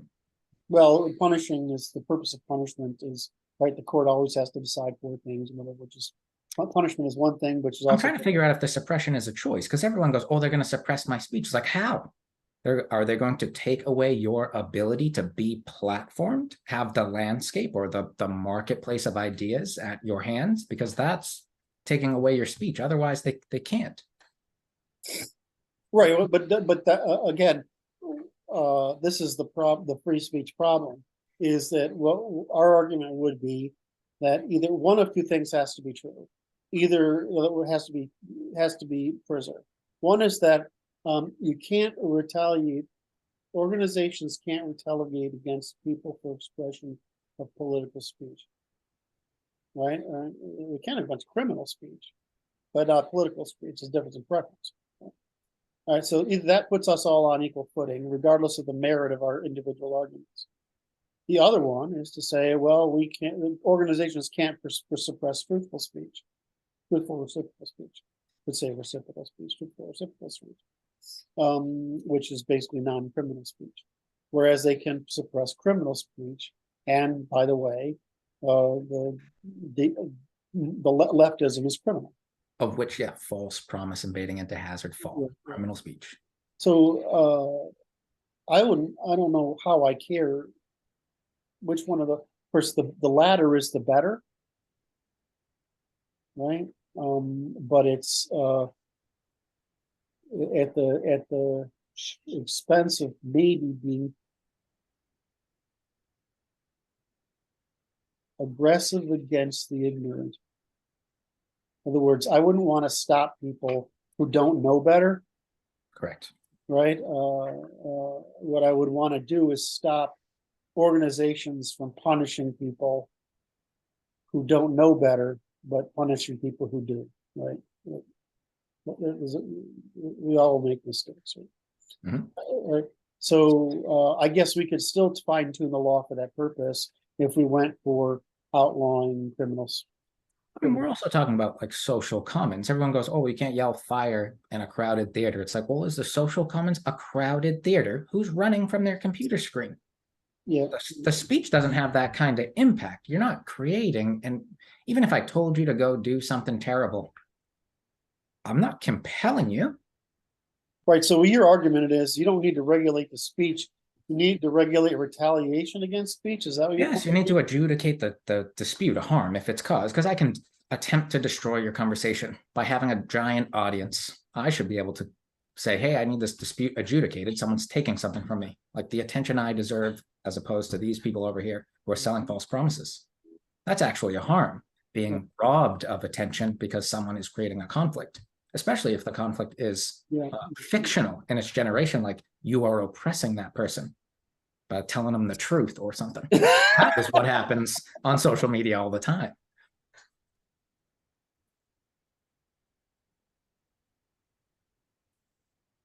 So the rules should come out first, which is you should have went rules and then let everyone back on and afford them to bump up against the rules and afford the rules to do their job, which is to but I mean, create again, you know, individual speech and organized oppression, those are two different things. Mm-hmm. Right. I mean, I get it. Individuals, if I'm an individual provider and a small business person, whatever, I'm not engaged. I'm not supplying a necessity for life, right?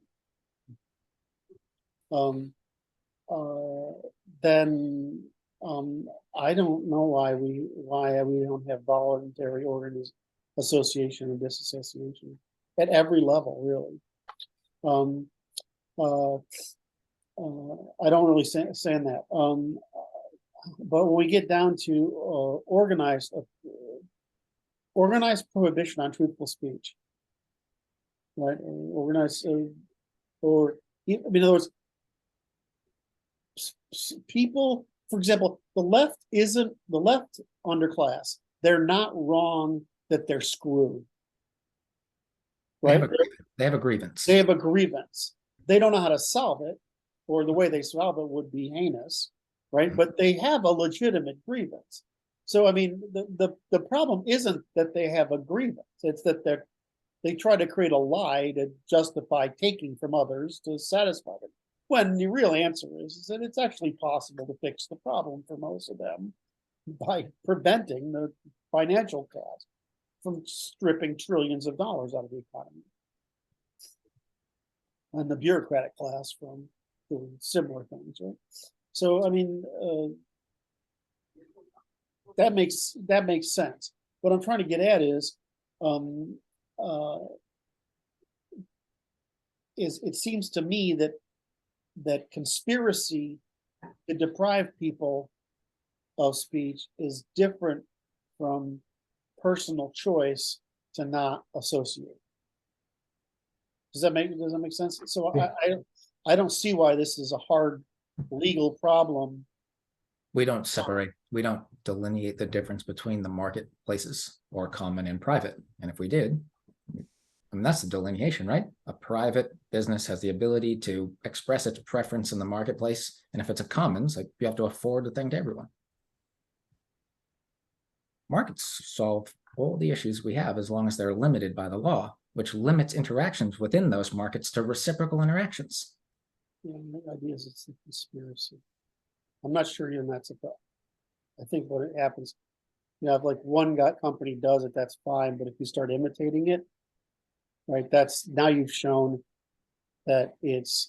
I see the problem that it's not preventive, right? You violated the problem of prevention. And I see the problem that you're illuminating, but it goes away when you reorient the markets. I mean, they do it because it's profitable. They do what because it's profitable? They remove particular people because it's profitable for them, whether it's virtue signaling or actual profit. As far as I know, that's not what's happening. What's happening is that they're afraid of pushback from activists in the market if they don't. They see conflict as across all properties. They see a gain. Otherwise, they wouldn't do it. Well, they perceive a gain. You're saying they again. You're seeing they, right? The people who are acting conspiratorially in your frame. Right. A pronoun from you. Right, but you're not. They. If I'm the CEO of XYZ company. Yep. Right, like we know this is happening at Disney right now, right? So if I'm the CEO of XYZ company, it's more profitable to me to serve everybody. But yes. I need defense. The reason I need defense against activists. It's like advertisers didn't decide to dump Twitter. Activists threaten company advertisers if they didn't dump Twitter. So the reason you want this as a business, what you want is defense from activists who are engaging in undermining. In other words, by threatening you. It goes to the Jesse Jackson, Al Sharpton game, right? You're either going to donate to my cause or I'm going to spend the next 6 months shitting on your brand, right? Demonizing your brand. And so they get paid $300,000 or $2 million or whatever. I mean, they made a fucking industry out of that shit.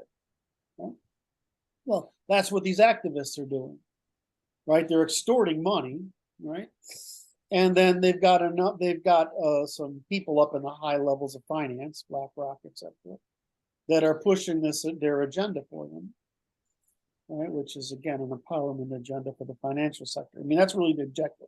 But DIE, right, diversity, equity, inclusion, and all this. The end result is to help the globalists or financialists by further empowering the financial system. Right? That's the goal. It's not actually to help these people at the bottom. No, it's the centralized control so they can say no to people. And the no is like, we're going to take your sustenance from you. And so, okay, so can I get back to my framing of the question? Mm-hmm. My frame of the question is, we could make the question about, you could make one of fraud, right? Yep. Criminalization, right? Or we could make it about free speech. In other words, you may not conspire to deprive people of free speech. And that's a looser solution, right? Which then gives these companies defense regardless of content. They're like, well, activists, I can't listen to you activists because these 5 people would get together with class action and destroy my company overnight. Right, or we go to criminalize it. I'm sorry, I should have painted this arc out more clearly, but it's basically civil, which is what I described, or criminal. And so in this case, it's a criminal matter, which is that we say you can't say anything false or reciprocal, right?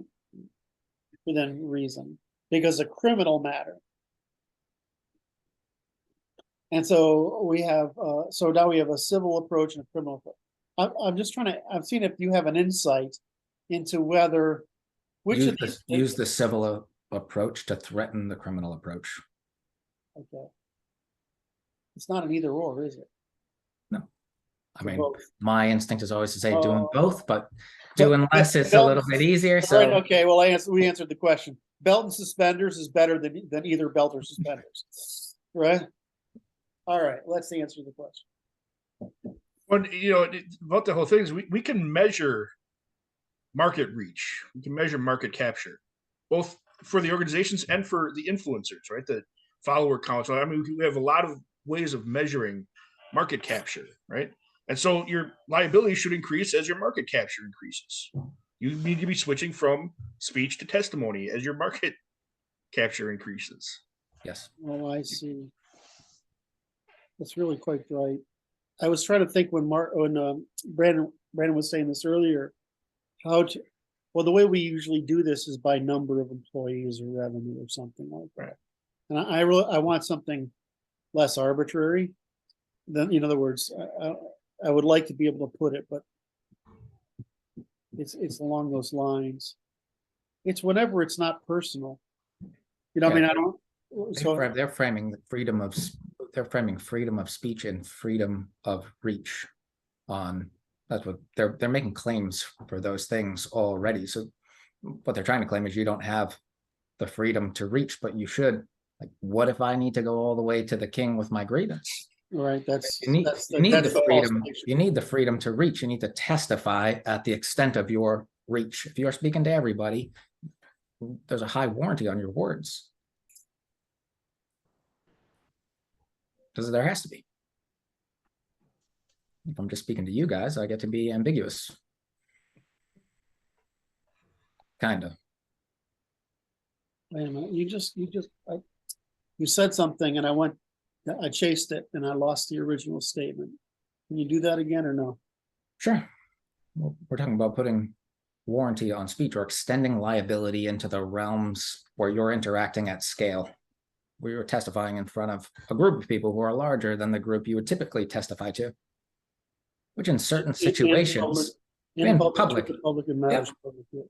and sometimes you know that, well, I need to get this message to 1,000 people in this proximity. That requires a particular amount of warranty, or I need to get this to the county, or I need to bring this to the state, or to my region. Oh, there's okay. So Or to my company. I would say they're producing a deceit by false dichotomy. There's a question of speech, of reach, and of advocacy or promotion. In other words, preventing me from speaking on a platform is a problem. That's a prevention of reach. But they don't have to promote it. They just can't inhibit it. Right? So what they're saying is they get attention by promoting. And I'm like, well, you can't demote it, but it doesn't mean you have to promote it.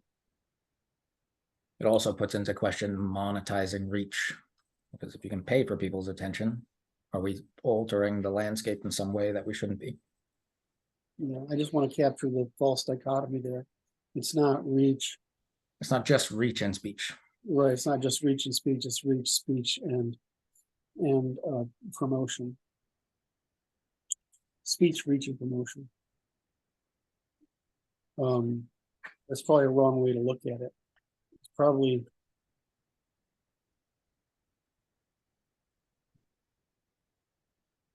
speech availability and reach. Yes. Speech availability and reach, probably the better. So they might want to reach as the product of their effort to advertise and promote and whatever.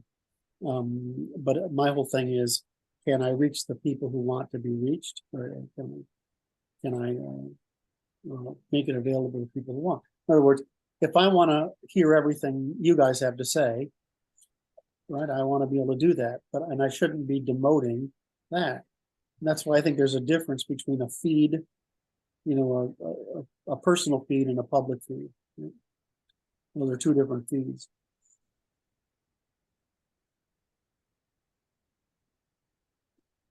Because I should see just the weights of the people I want to listen to.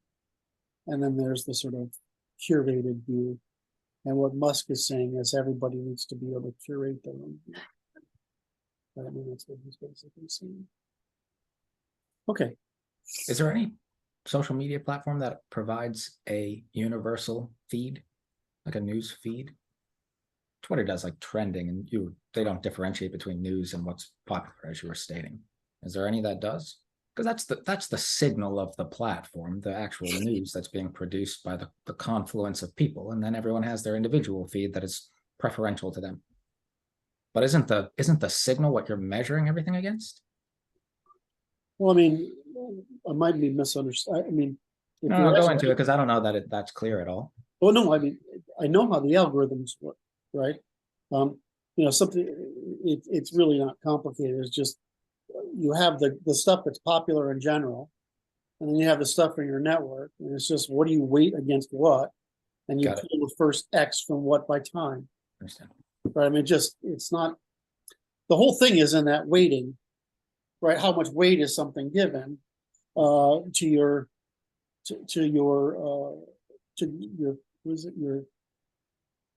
friends, got it.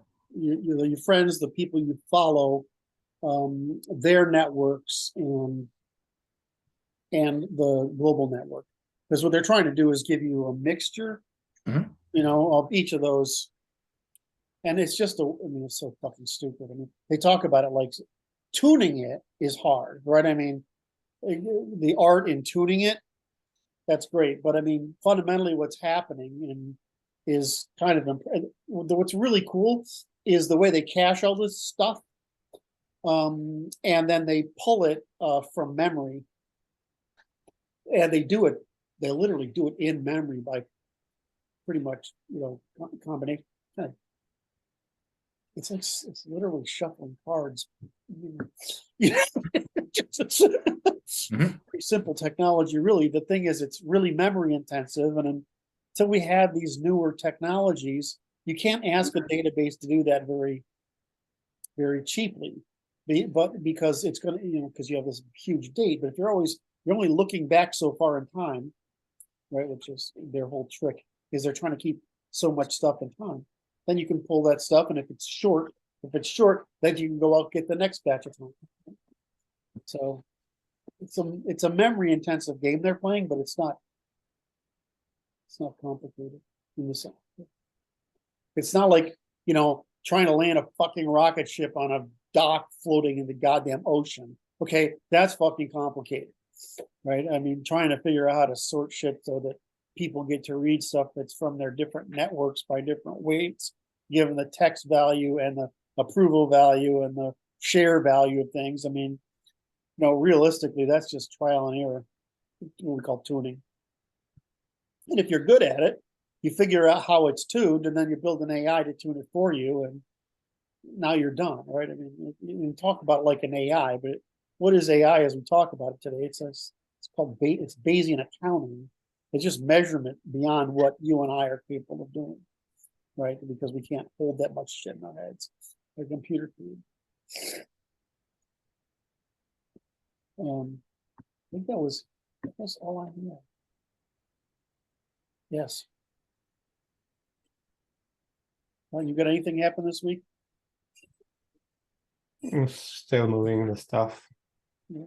Wait a minute. I want to go to. So anyway, are we done with the staff meeting for today? Can we call that a day and then go to some biz stuff afterwards? Anybody else got anything they want to talk about? No. Okay. Well, we did our 2 hours. Thank you very much, guys. I really enjoyed it. The first fucking hour we did, and then Luke stuff was really fun. All right. I'll publish this a bit. This is my 5th video that is not published yet. So I'm sorry, but they're just going to come out in a flurry. Anyway, thank you guys. Talk to you.